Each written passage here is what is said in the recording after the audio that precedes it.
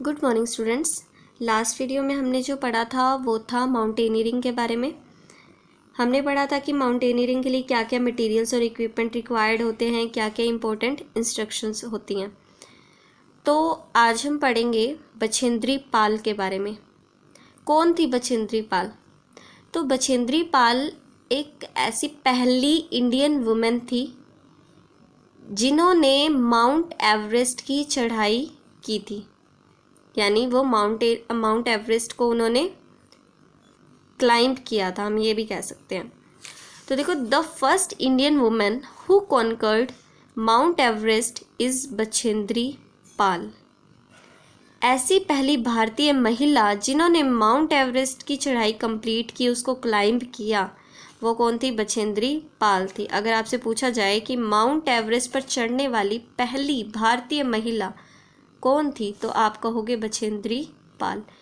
She was born on 24 मई 1954। उनका जन्म 24 मई 1954 को हुआ एट नाकुरी उत्तरकाशी इन उत्तराखंड। उत्तराखंड में जो उत्तरकाशी है वहाँ पे नाकुरी नामक प्लेस पर उनका जन्म हुआ था। Her father a trade man. उसके जो फादर थे एक ट्रेड पर्सन थे। यूज टू टेक आटा या फिर flour and rice from India to Tibet on mules and horses. उनके जो फादर थे ना, तो वो क्या करते थे, आटा और राइस को इंडिया से तिब्बत तक पहुंचाते थे, म्यूल्स यानी खच्चर पर, एंड हॉर्स मतलब घोड़ों पर। इंडिया से तिब्बत तक लेकर जाते थे। क्या फ्लावर मतलब आटा ही होता है। आटा और राइस को इंडिया से तिब्बत तक पहुंचाते थे, किस पर? खच्चर और घोड़ों पर। Bachendri Pal earned her MA degree in Sanskrit. Bachendri Pal ने अपनी एमए की डिग्री को प्राप्त किया किस विषय में? संस्कृत विषय में। Since she was born in a poor family, हालांकि वो काफ़ी गरीब फैमिली से बिलोंग करती थी, उनका जो जन्म था काफ़ी गरीब फैमिली में हुआ था, पुअर फैमिली में हुआ था। Her parents were unable to bear her educational expenses. तो उसके जो पेरेंट्स थे, माता पिता थे, वो उसकी शैक्षणिक खर्चों को बियर करने में अनेबल थे, असमर्थ थे। वो उसके शैक्षणिक यानी शिक्षा से संबंधित जो खर्चे थे उनको वो उठा नहीं सकते थे। She used to earn money by sewing clothes in her spare time. तो वो क्या करती थी, पैसे कमाती थी बछेंद्री पाल कपड़े सिलकर। जो उसके पास खाली टाइम होता ना, स्पेयर का मतलब खाली टाइम जो होता था, तो वो कपड़े सिलकर पैसे कमाती थी Bachendri Pal. She became the first graduate girl in her village.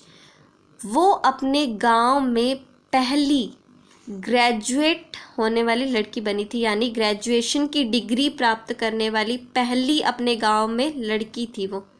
उससे पहले किसी भी लड़की ने ग्रेजुएशन की डिग्री को हासिल नहीं किया था, तो वो ऐसी पहली लड़की थी अपने गांव में जिसने ग्रेजुएशन की डिग्री को गेन किया था, ग्रेजुएट हुई थी वो। एट द एज ऑफ 12 साल की उम्र में she climbed 4000 metres approximately 13,123 feet during a picnic tour. 12 साल की उम्र में उसने 4000 मीटर उसने क्लाइंब किया, यानी 4000 मीटर उसने चढ़ाई की ड्यूरिंग अ पिकनिक टूर। एक पिकनिक टूर था, उस टाइम उन्होंने 4000 मीटर की हाइट को उन्होंने क्लाइंब किया था। She could not come down by night, लेकिन वो रात तक वापस नहीं आ पाई। And spent the night there without food, और उसको रात वहीं पर गुजारनी पड़ी बिना कुछ खाए पिए, बिना खाने के। रात तक वापस नहीं आ पाई वो। She climbed mount Everest on 23 मई 1984। उसने बाद में माउंट एवरेस्ट की चढ़ाई कंप्लीट की। उसने माउंट एवरेस्ट की चढ़ाई की कब? 23 मई 1984। तो ये डेट आपने याद रखनी है।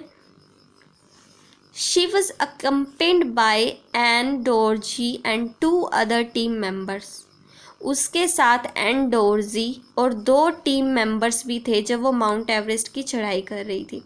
The government of India honoured her with Padma Shri and the arjuna award जो हमारी इंडियन गवर्नमेंट है, भारतीय सरकार है, उन्होंने बछेंद्री पाल को पद्मश्री अवार्ड और अर्जुन अवार्ड से सम्मानित किया।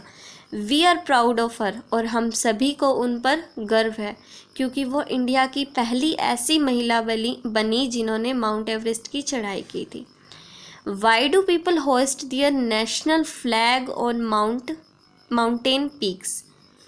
लोग झंडा क्यों फहराते हैं? जिस भी कंट्री के होते हैं उस कंट्री का झंडा क्यों फहराते हैं जब भी वो किसी माउंटेन की पीक पर पहुंचते हैं, पर्वत की चोटी पर पहुंचते हैं, तो क्यों अपनी कंट्री का झंडा फहराते हैं?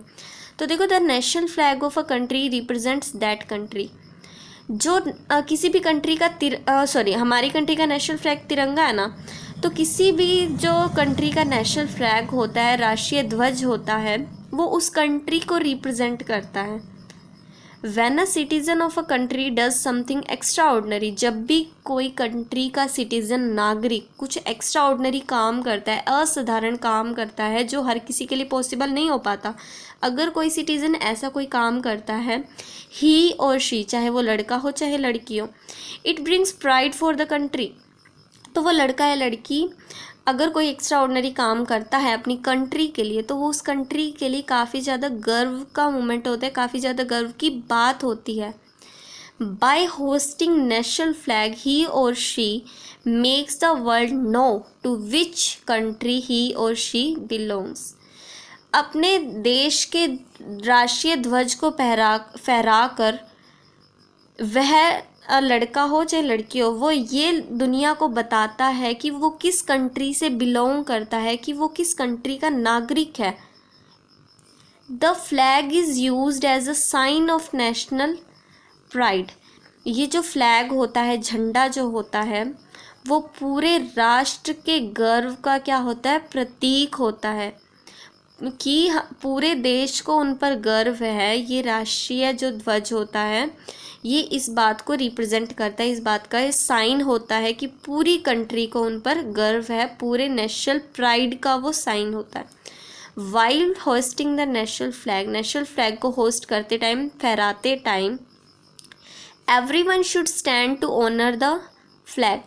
अगर कोई भी झंडा फहराया जा रहा है, राष्ट्रीय झंडा, तो सभी को खड़े हो जाना चाहिए उस राष्ट्रीय ध्वज के सम्मान में। A flag should be hosted briskly. A flag should be hosted briskly. जो झंडा होता है उसे तेज़ी से, जोश के साथ फहराना चाहिए, एंड लोवर्ड स्लोली, और धीरे धीरे उतारना चाहिए, नीचे लाना चाहिए।